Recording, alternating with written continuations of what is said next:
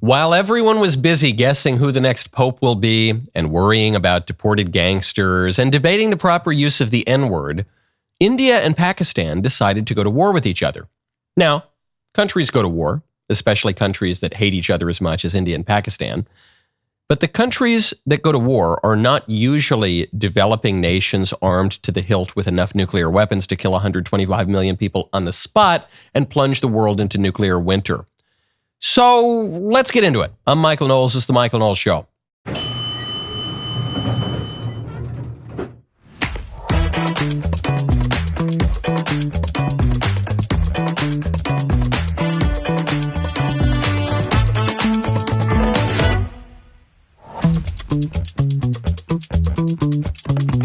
A giant black lady has been erected in Times Square. Not a real lady. It's a giant statue of a random black lady. That's now in Times Square because the creators of it hate America. That's actually the reason, and it's almost in their own words. We'll get to that in a moment. First, I want to tell you, speaking of precious metals and large monuments, I want to tell you about Birch Gold. You have to text Knowles to 989898. This July, there is a global summit of BRICS nations in Rio de Janeiro. The bloc of emerging superpowers, including China, Russia, India, and Iran, are meeting with the goal of displacing the US dollar as the global currency. They're calling this the Rio Reset.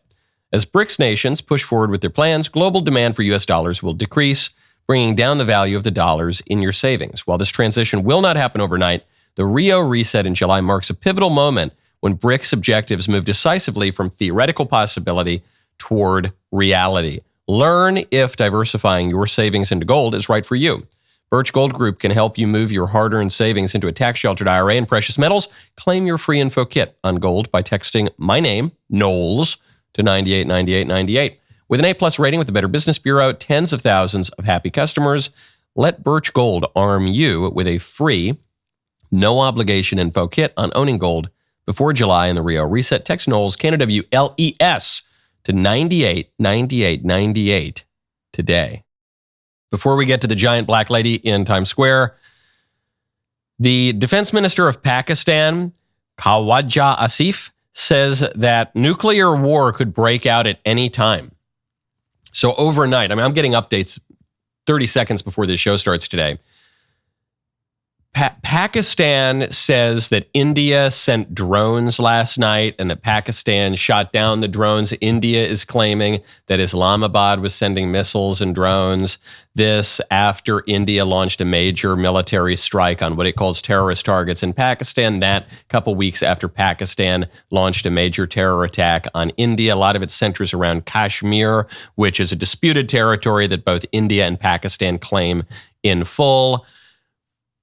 Is this bluffing? Are they serious when they say nuclear war could break out at any time? How much should we worry? Well, I'll tell you exactly how much we should worry. Both India and Pakistan have about 170 to 180 nuclear warheads each. India's nuclear warheads are about 10 to 40 kilotons. Some of them, a handful of those weapons, can go all the way up to 200 kilotons. Pakistan's are a little less powerful. They have warheads that are about 5 to 40 kilotons.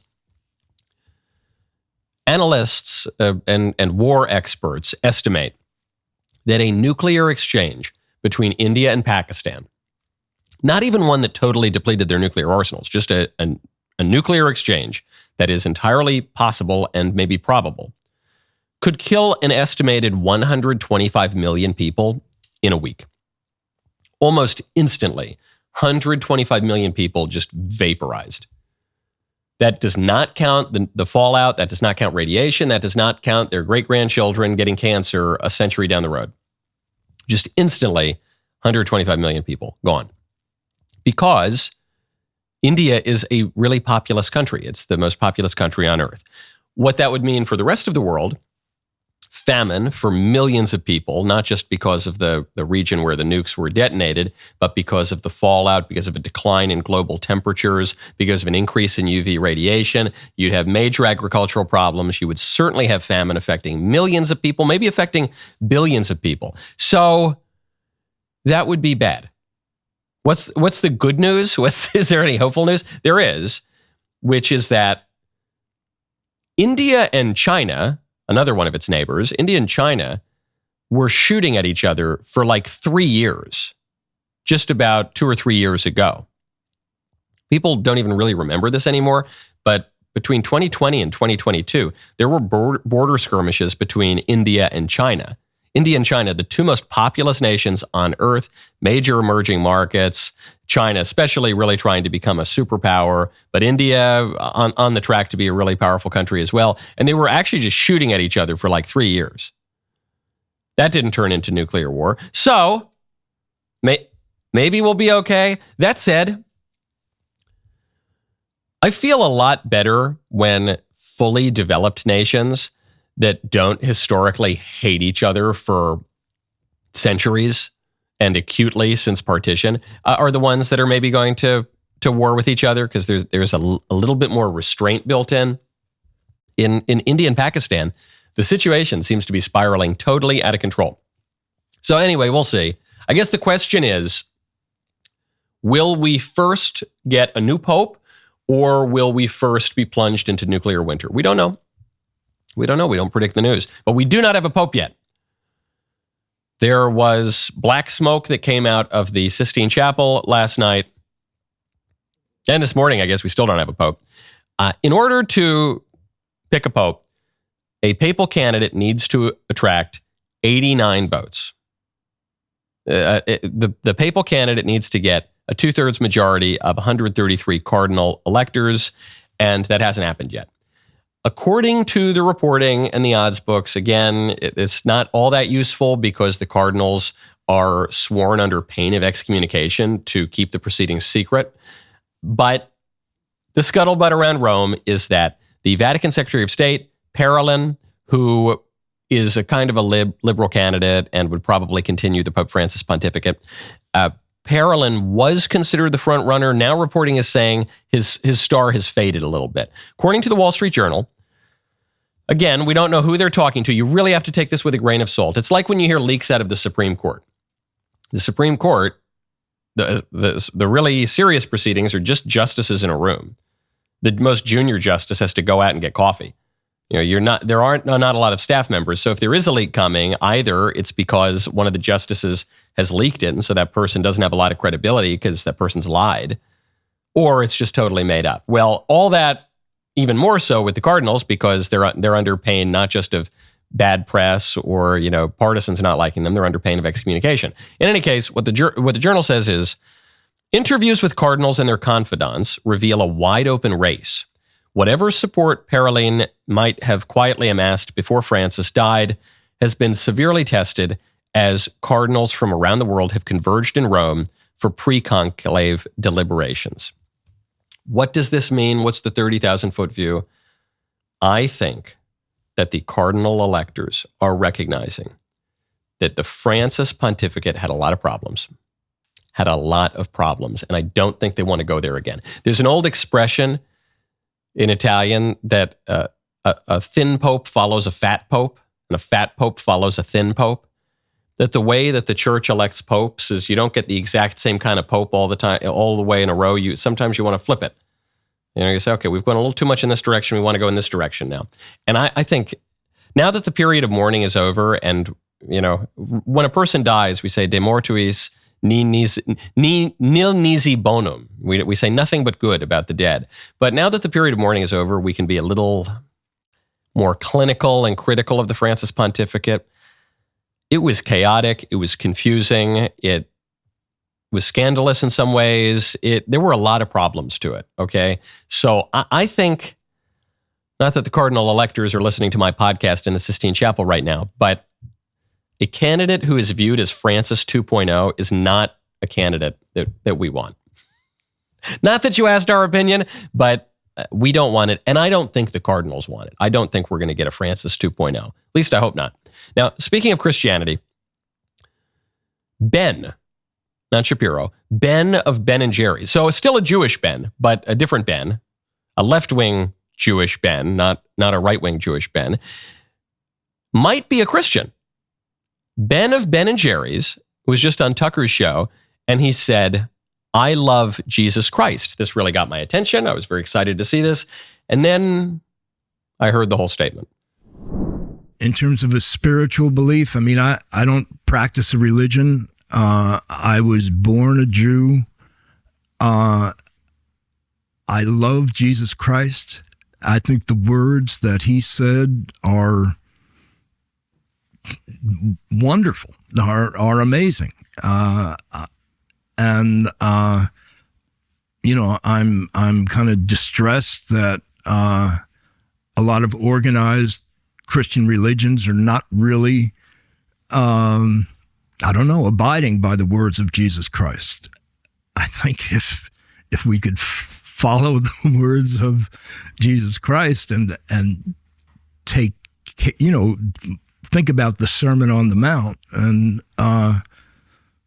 take his words seriously, we wouldn't be doing the stuff we're currently doing. Okay, I guess I got to correct my story before, because I said we don't have a pope, but I guess we do. Ben of Ben and Jerry's has made himself the pope. There you have it. He said, he goes, look, I don't practice religion. I don't really have to do anything. And I really hate organized religion. And Christianity, the way it's practiced, all these churches are so wrong. But I love Jesus. And I think if the churches would just follow my interpretation of Scripture, then things would be great. Look, the Catholic Church, which has existed for 2,000 years and has, produced and been shaped by the great doctors and theologians. Yeah, they're a bunch of dumb idiots. They don't know anything. But me, an aging hippie with an ice cream company that I sold a few years ago, let me tell you, I know exactly what Christianity is about. And those guys, they should follow me. Abemus papam Benjaminum. This drives me nuts. I really hope this guy is sincere. I want to be as fair as I possibly can and as charitable about what he said on Tucker. But this drives me nuts. We'll get to that in one moment. First, I want to tell you about NetSuite. You got to go to netsuite.com/Knowles. What does the future hold for business? Ask 9 experts. You will get 10 answers. Bull market, bear market, inflation's up, inflation's down. Will someone invent a crystal ball? Probably not. Until then, over 41,000 businesses have found a way to future-proof their operations with NetSuite by Oracle, the #1 cloud ERP. Imagine having your accounting, financial management, inventory, and HR all seamlessly integrated into one fluid platform. That's NetSuite. With this unified business management suite, you are not just juggling numbers, you are wielding a powerful tool that gives you the visibility and control to make quick, informed decisions. It's like having a map in a maze of market uncertainties. Real-time insight and forecasting? Check. It's like peering into the future with actionable data at your fingertips. Here's a game changer. You will be closing your books in days, not weeks. That means less time in paperwork, more time focusing on what matters, which is steering your business toward success. At DailyWire, we're proud to partner with NetSuite because they're leading the way in future-proofing operations for businesses around the world. Whether your company is earning millions or even hundreds of millions of dollars, NetSuite adapts to your needs, helps you respond to immediate challenges, and seize your biggest opportunities. So speaking of opportunity, download the CFO's Guide to AI and Machine Learning at netsuite.com/Knowles. The guide is free to you. netsuite.com/Knowles, Knowles, netsuite.com/Knowles. Ben of Ben and Jerry says, I don't practice religion. I hate organized religion. The Christian churches are wrong, but I love Jesus. I love the words of Jesus. Okay.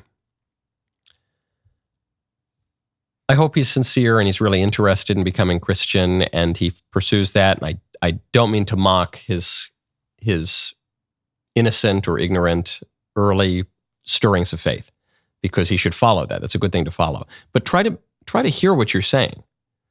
He says, I love what Jesus said. I don't follow religion, but I love what Jesus said. What is religion? Religion is a habit of virtue that inclines the will to give to God what he deserves. What's one of the most famous things Christ ever said? He said that he's God. He said, before Abraham was, I am. He said, whoever's seen the Son has seen the Father. How do you square those two things? He says he's God. So how can you say you're not religious? If you love what he says, you need to worship him. You need to believe in him. You need to serve him in this life and endeavor to enjoy him forever in eternity. If you really love Jesus' words. What Ben of Ben and Jerry's is saying here is something akin to the old line that People don't quite believe in Jesus, but they think he was a great moral teacher. C.S. Lewis eviscerates this line of thinking in Mere Christianity. Because if Christ is not God, he's not a great moral teacher. If Christ is not God, he's a liar. He's a liar because he says he's God. And lying is not moral. Liars are not great moral teachers. So what is it? Is he a great moral teacher? Okay, then he's God, and you need to worship him, and you need to take him seriously. When you say, I don't really like organized religion. Well, you know who organized religion? Jesus, that's who. Because Jesus chose specific people called the apostles and led them in a public ministry and then said, Simon Bar-Jonah, you are now Peter, you are the rock, and on this rock I will build my church, and the gates of hell will not prevail against it. I give you the keys to the kingdom of heaven. What you bind on earth will be bound in heaven. What you loose on earth will be loosed in heaven. Receive ye the Holy Spirit, whose sins you forgive are forgiven, whose sins you retain are retained. Sounds pretty organized to me, doesn't it? And then the apostles organized themselves in the upper room after the crucifixion. And then Christ appeared to them again and worked many miracles in his sojourn on earth after the resurrection, before the ascension. And then you know what the apostles did? They remained really organized. And they went to all the ends of the earth and established churches. Our Lord gave us an organized church. So I don't mean to be too harsh on this guy, but in some ways, you know, he's a little old for this kind of nonsense. And it's fine. It's never too late. It's never too late to convert, but we got to speed things up a little bit here, Ben. If you really love Jesus and you really love what he says, then read what he says and believe what he says. And then cut out the nonsense of, well, I need to be religious. I don't like religion. I don't like organization. I just kind of like the Sermon on the Mount, man. Do you? If you really like what he says, then follow it. Follow what he says. But don't, this picking and choosing and this preening and the pride. Can you imagine the pride to say, a guy who have not even converted to Christianity, I just vaguely think I kind of like some things that Jesus said, I am going to judge the church? Ugh. No half measures, buddy. Because you know what else Jesus warned about? Being lukewarm. Being lukewarm is a big problem. So be hot or cold. Be a hardcore Vermont atheist, hippie, lib. Or be a Christian. I hope you're a Christian. I think it would be better for you to be a Christian. But don't do this scandalous middle ground. That's not going to help you. It's not going to help anyone. Speaking of worship and veneration, libs have erected a giant black lady in Times Square. There's this statue. I think it's a 12-foot tall statue. But when I say it's a statue of a giant black lady, it's not even any black lady in particular.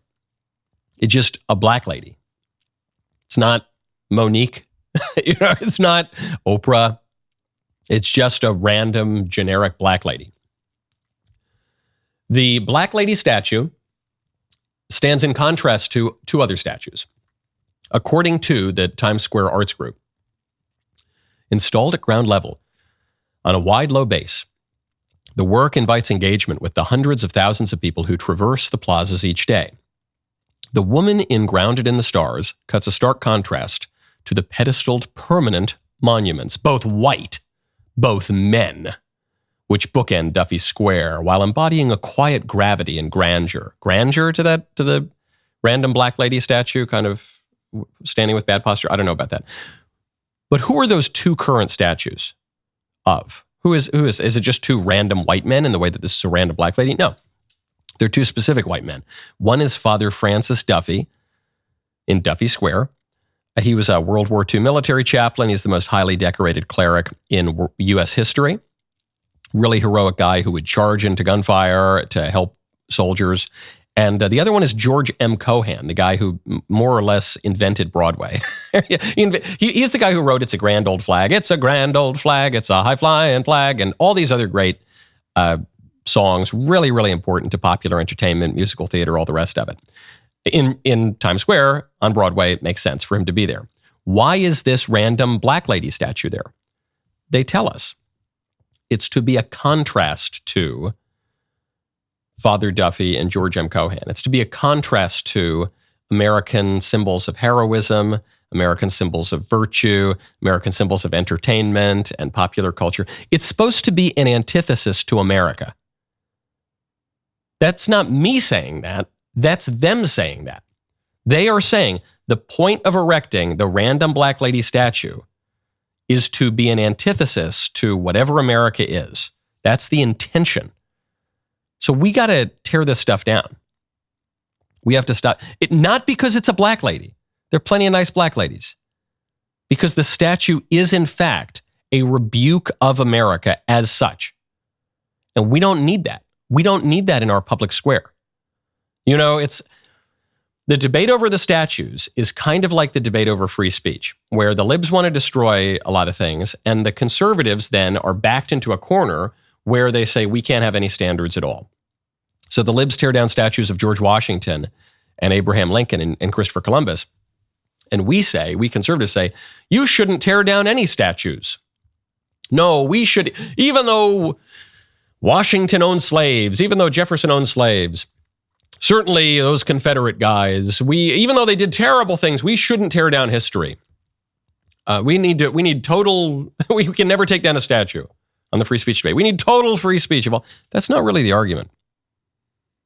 The argument is no, we're going to keep up the Washington statue, in part because we're not the Taliban. We don't just blow things up for the sake of it. But two, because Washington's the father of our country. We're going to keep up statues of Thomas Jefferson because he played a really important role in the founding of our country. I don't even like everything he said and did, but that's why we're going to do it. We're going to keep up statues of the Confederates because that was a civil war, ultimately that became over the freeing of the slaves. It's an important moment in our history, and because Abraham Lincoln said we will have malice toward none and charity for all, and we're going to come back together as a country. That's why we're going to do it. It's not because of some abstract idea that we can never limit any speech or never take down any statues, but it's because it is good to have statues of Confederate soldiers when we look with malice toward none and charity for all. It's because it is good to have Washington up. It's because Christopher Columbus is a good man who founded our country and was one of the great men of our civilization. That's why. Because Father Duffy was a good and heroic guy. Because George M. Cohan was a really, really important guy and a great figure of American entertainment. And random black lady intended to rebuke all the great men of history, that's not great. So we are going to tear that one down. I'm not saying we got to go full Taliban with the Buddha statues, but we got to get rid of that statue. And we got to stop putting up statues like that. If you want to put up a black lady statue somewhere, make it a black lady statue that is a monument to our country, that is good for us, that conduces to the common good. Don't make a statue, the explicit point of which is to tear us all down. We're not going to tolerate that anymore, okay? Your Jedi mind tricks don't work on us anymore. The new right has given up this obsession, this fetish of procedural norms, and we're starting to consider seriously substantive goods. Now that I've talked about all that, I want to talk to you about Pure Talk. You go to puretalk.com/Knowles. As Doge continues to cut the fat from decades of bloated government spending and corruption, Pure Talk, the cell phone company I use for business every day, is cutting the fat from the wireless industry. That's right. Pure Talk says, I don't think so, to $100 a month cell phone plans. That's wasteful. It's irresponsible. Instead, Pure Talk is offering America's most dependable 5G network. Now, hold on. I know that you heard Pure Talk is offering a great network. That's not what I said. I said Pure Talk is offering America's most dependable 5G network, full stop, at America's most sensible prices. Think about this. Unlimited talk, text, 15 gigs of data, which is an insane amount of data, plus mobile hotspot for just $35 a month. Best part, right now you will get a free 1-year membership to DailyWire Plus. That includes access to the entire library of DailyWire Plus movies and documentaries, uncensored ad-free daily shows, access to DailyWire Kids programming. As always, you'll have to steer's Tumblr. With Pure Talk's U.S. customer service team, switch hassle-free. Do it in as little as 10 minutes. Right now, just go to puretalk.com/Knowles. Could you use a little extra money in your budget? I think we all could right now. Allow Pure Talk to help you do that. Go to puretalk.com/Knowles. Get a year of DailyWire Plus for free with a qualifying plan. Pure Talk Wireless by Americans for Americans. Folks, if you have not yet gotten the yes or no game, head on over right now to dailywire.com/shop. This is the game to find out who knows you, your friends, your family best. You can learn a lot about a person through the yes or no game. Speaking of black people, there's been a lot of racial focus this week. A lot of debating words and colors and things. Well, in any case, speaking of black people, the 2027 NFL Draft will take place on the National Mall, so announces President Trump from the Oval Office.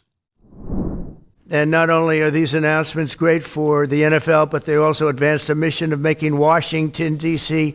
safe and clean and beautiful. And we're working very closely with the mayor, as you know, and we've made a lot of improvements in the last few months, and it's getting to look really strong. Crime is way down, and there's a good relationship we have going with Muriel. So I want to thank you very much.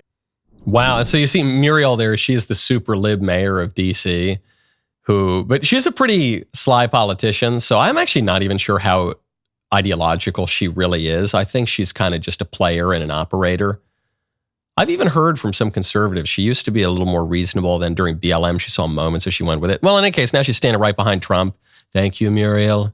Oh, yes, sir. And she's nodding. Yes, sir, Mr. President. He's there with the NFL guys.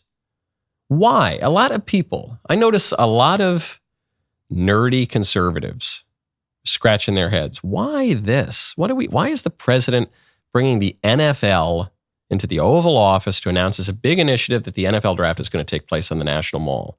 Why the NFL went woke and supported taking a knee in BLM, and why do we care about all this sports ball, and this is a distraction, and we just need to focus on the politics and the economy and all the spreadsheets, and you know why Trump's doing it?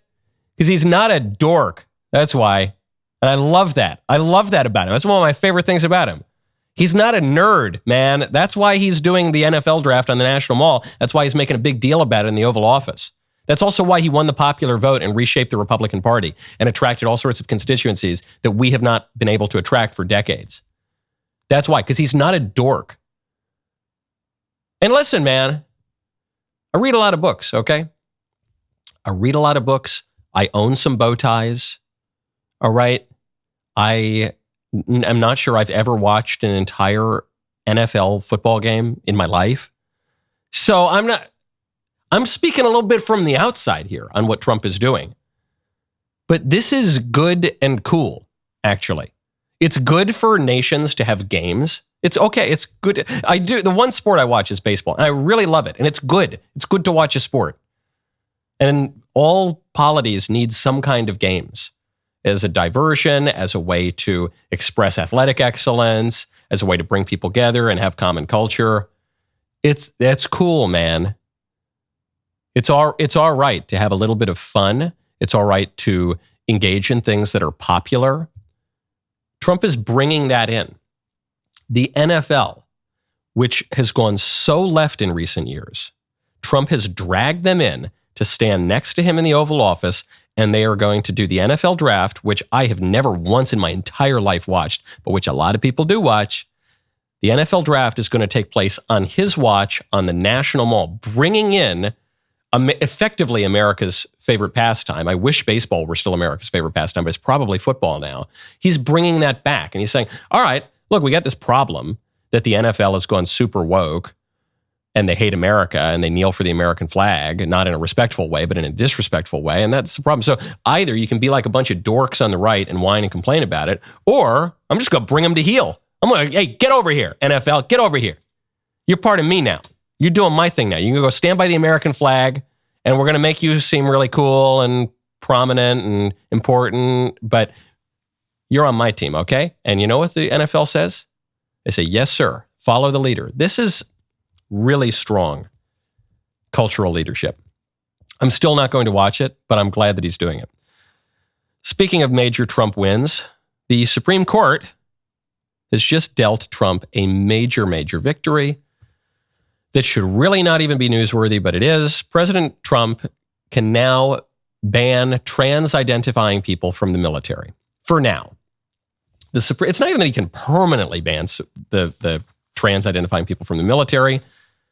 It's that the Supreme Court says, all right, the Trump policy to kick the trans out of the military again, can go into effect even while lower courts are hearing the cases as to why this should not go into effect. But this should just be common sense. So you got Sotomayor, Kagan, and Jackson, the most left-wing justices. They disagree with the rest of the court on this, but even moderates like Roberts, Kavanaugh, Gorsuch, Barrett, they go along with it here.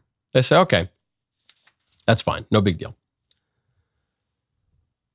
Just to refresh your memory, I was on TMZ yesterday talking to the guys on there, and they were saying, Michael, this is crazy, isn't it? The banning trans from the military. I said, guys, do you know when trans-identifying people were first ever allowed to serve in the military? 2016.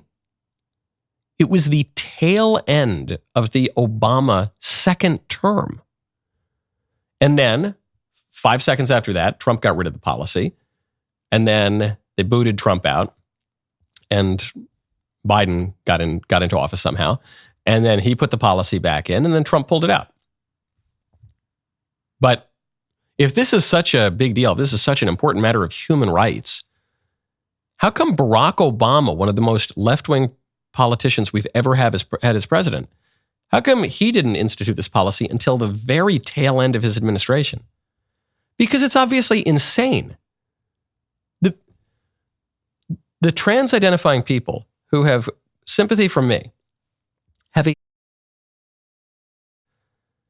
that not only compromises troop readiness because of all the social problems that causes, dudes in the women's bathroom, and now we have women in combat, so that's going to create all sorts of problems. At the same time that we're told that there is a rape and sexual assault problem in the military, you're going to have a bunch of men go into the women's bathroom and sleep in women's quarters. Are you out of your freaking mind? What's the matter with you? What is the matter with you? This is so insane that even Obama didn't do it for years. But beyond that, you've got these severely men who cannot perceive reality in a way that is even close to functioning. But then you're going to take taxpayer money, inject them with a ton of hormones, cross-sex hormones that don't belong in their body, and further diminish their physical fitness. Because we have multiple studies that are pretty substantial at this point that show that the trans procedures cause bone problems, cause all sorts of health problems, often shorten life. Psychologically speaking, they don't cure anxiety and on the psychological front, from the largest data set ever conducted on this topic, we know that all of those problems stay about the same and anxiety actually goes up. Furthermore, we know that people who identify as trans have a suicide rate an order of magnitude, at least higher than the general population. So why on earth would you put these people into the military? Why on earth would you let these people hold a gun, even as civilians? How does this serve physical fitness or lethality or battle readiness? How does this even help these people? Does not. So anyway, I'm happy to see the Supreme Court ruling this. I'm really scandalized that 3 justices on the Supreme Court didn't understand this. The fact that this is a news story is such an indictment of our culture, something that would have been seen as completely absurd, left of Lenin during Obama's second term, is now a really controversial issue. Becoming a Daily Wire Plus member is not just a subscription, it is a statement. It means you're joining millions of Americans who share your values, respect our history, and are committed to building a stronger future. Members get ad-free, uncensored access to our daily shows from the most trusted names in media, in-depth investigative journalism, and entertainment that actually reflects what you believe. Movies, documentaries, and series reshaping the culture in real time. Join now. Head on over to dailywire.com/subscribe. My favorite comment yesterday is from Daniel Beeringer, B5G, who says, as a regular subscriber who watches your episodes daily for free, I've finally figured out the time between when you've filmed your episode and when us cheapos can watch it. Approximately 2 hours. And how did I figure it out? The papal conclave getting started. There it is. Yes, you're right.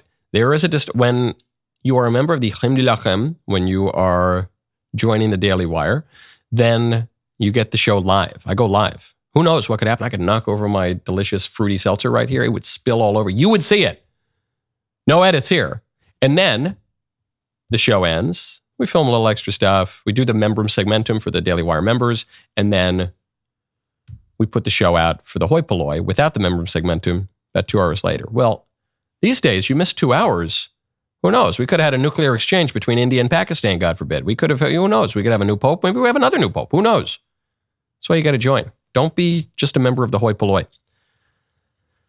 Speaking of changing social mores, New York Magazine has a scary new report out that all college students are cheating. And ChatGPT has unraveled the entire academic project. I was talking to sweet little Elisa about this the other day. Sweet little Elisa, PhD, someone in academia, and some other friends. It's not just that AI, look, many of you, the college students and high school students who listen to this show, you know this already. I'm not telling you anything you don't know. It's not just that AI is really starting to create new challenges for academia. It has instantly, completely changed the way that education works in America. Because you can, in about 3 seconds, have a computer write a term paper for you, and it's very difficult to prove that you cheated, that you didn't write it yourself. So if you are in high school even, or certainly in college, all those all-nighters that I pulled, all those ways, sometimes I tried to cut corners, sometimes I'd skim the book, and then who knows, you're writing your paper, it's got to be 10 pages, and you increase the size of the period. Did any of you ever do this? You increase the size of the period from 12 font to like 13 font, so you're not increasing the size of the line spacing, but the period, but that kind of spreads it out, so you save yourself a few sentences, all these kind of tricks. Well, now, instead of doing that, you need to say, hey, ChatGPT, write me an essay on War and Peace in the style of Hilaire Belloc after 4 drinks, and then translate it into Taiwanese. Do they have their own language? Probably, I suppose it's Chinese. Anyway, please do that, ChatGPT, and it'll just do it instantly. That fundamentally changes everything. And that's the headline here. Everyone's cheating their way through college. ChatGPT has unraveled the entire academic project. It's worth reading this because it's observing a real trend. I think it's the opposite, though.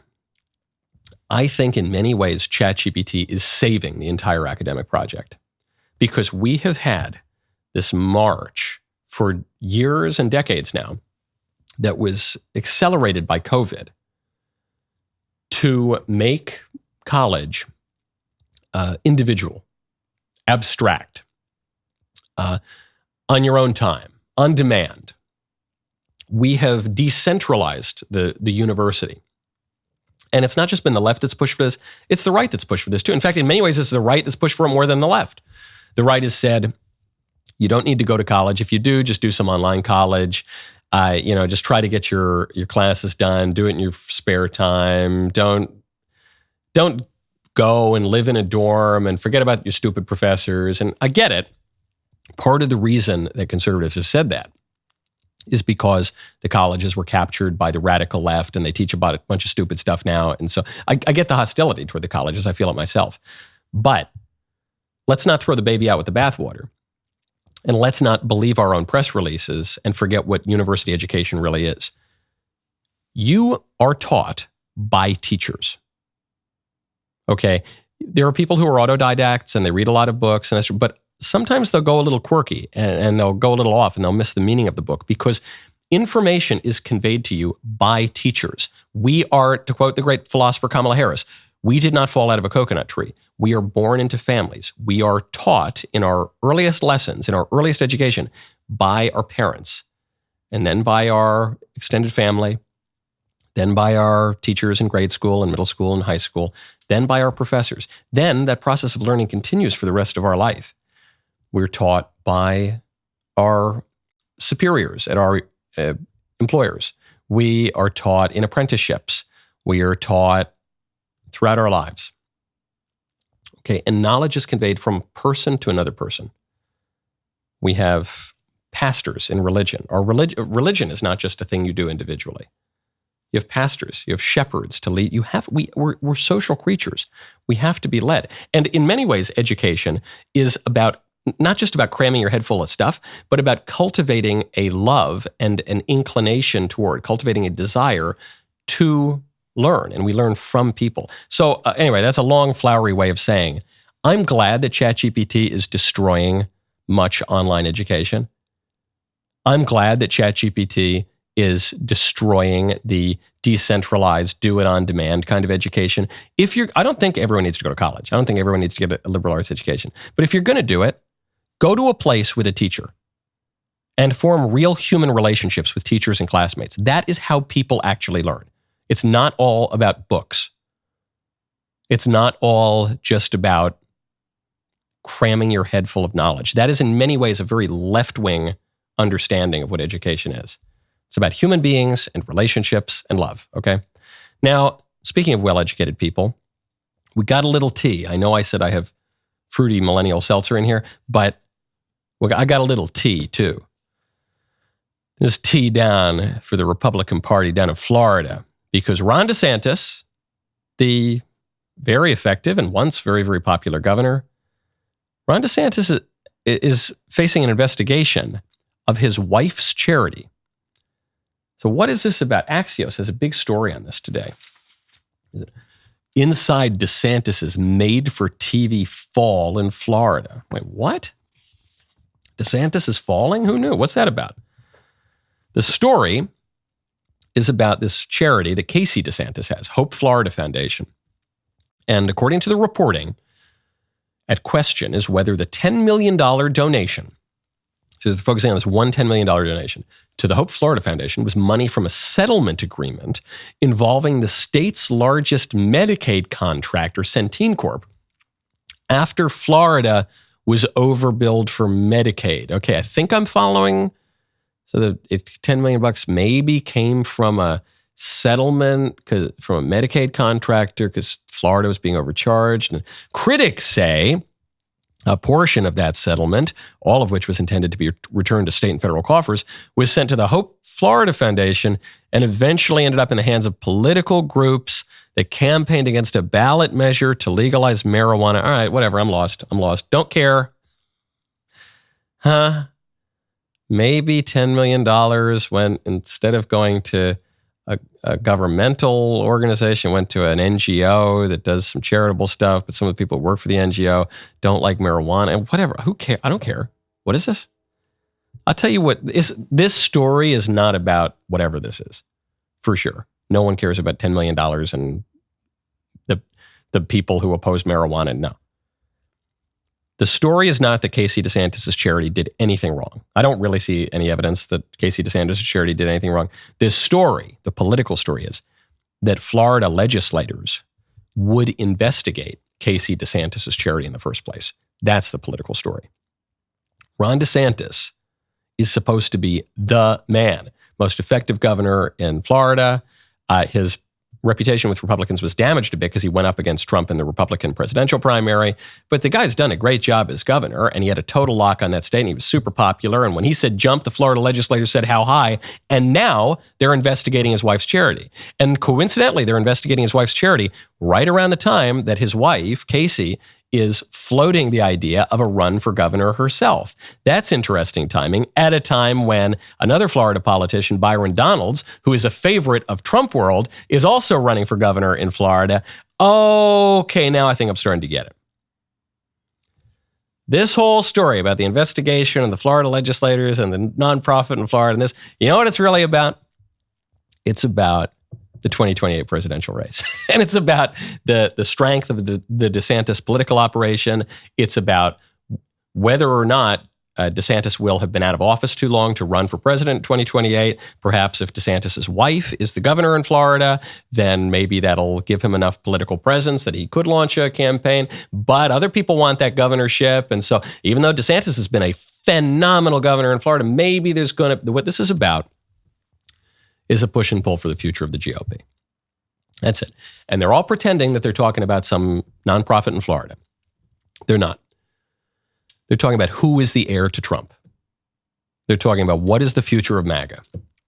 They're talking about what does the post-Trump Republican Party look like. Now, we're talking about all sorts of who's the next president? Who's the next pope? Today is Theology Thursday, very fitting during a conclave. The rest of the show continues now. You do not want to miss it. Become a member. Use code Knowles, KNWLES at checkout for 2 months free on all annual plans.